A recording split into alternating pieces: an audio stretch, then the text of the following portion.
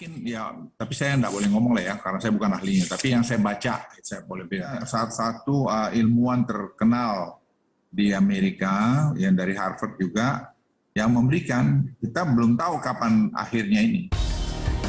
Bersiap-siaplah, wabah COVID-19 diperkirakan tidak akan berakhir dalam waktu dekat. Menteri Koordinator Kemaritiman dan Investasi Luhut Binsar Panjaitan mengkonfirmasi kemungkinan ini. Ucapan Luhut didukung dengan bukti-bukti.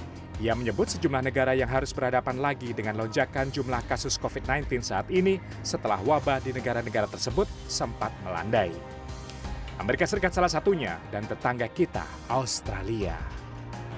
Pandemi COVID-19 selama hampir 2 tahun benar-benar telah memukul kehidupan masyarakat. Jutaan orang kehilangan pekerjaan dan tidak segera mendapatkan mata pencaharian baru.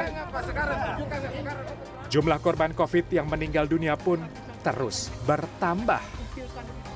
Untuk mempersiapkan rakyat Indonesia menghadapi COVID sampai beberapa waktu ke depan, pemerintah menggodok roadmap atau peta jalan menuju Indonesia hidup berdampingan dengan COVID-19.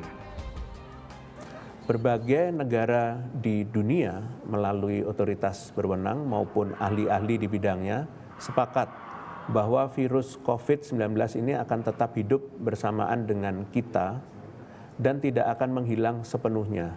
Untuk itu, kita tidak bisa berlarut-larut untuk tetap membatasi kegiatan sepenuhnya atau membuka kegiatan masyarakat sebesar-besarnya. Hidup berdampingan dengan COVID-19 sudah tentu penuh dengan resiko. Yang sudah pasti adalah resiko tertular COVID. Kepada cnnindonesia.com, epidemiolog Universitas Indonesia Tri Yunis Miko Wahyono mengungkapkan, hidup berdampingan dengan COVID hanya bisa dilakukan jika wabah sudah masuk pada fase endemi, yakni jumlah kasus positif di Indonesia menurun secara stabil. Saat ini penambahan kasus COVID di Indonesia masih fluktuatif yang ditandai dengan jumlah tes yang belum sesuai target. Menteri Kesehatan Budi Gunadi Sadikin mengatakan target harian tes COVID adalah 400.000 tes per hari. Tidak hanya soal rendahnya testing, Indonesia juga masih harus mengencarkan vaksinasi yang belum mencapai target 70% masyarakat. Jika tidak dilakukan percepatan vaksinasi, herd immunity atau kekebalan kelompok sulit tercapai dalam waktu dekat. Kami usulkan juga ada skenario kedua apabila itu tidak tercapai sehingga yang bulan Januari, Februari, Maret, April itu perlu dilakukan booster. Nah, untuk distribusi vaksin kami usul ini adalah urutan yang sudah dilakukan berpuluh-puluh tahun di Indonesia.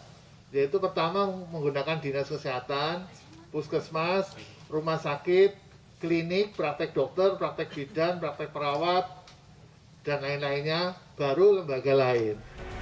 Bisa atau tidaknya Indonesia hidup berdampingan dengan COVID-19 sebenarnya tergantung pada bagaimana pemerintah menyelesaikan sejumlah masalah penanganan pandemi. Antara lain belum tercapainya target tes hingga tingginya angka kematian akibat kolapsnya fasilitas kesehatan. Kesigapan pemerintah untuk menangani setiap persoalan ini diperlukan untuk mewujudkan ide hidup bersama COVID. Tim Liputan CNN Indonesia.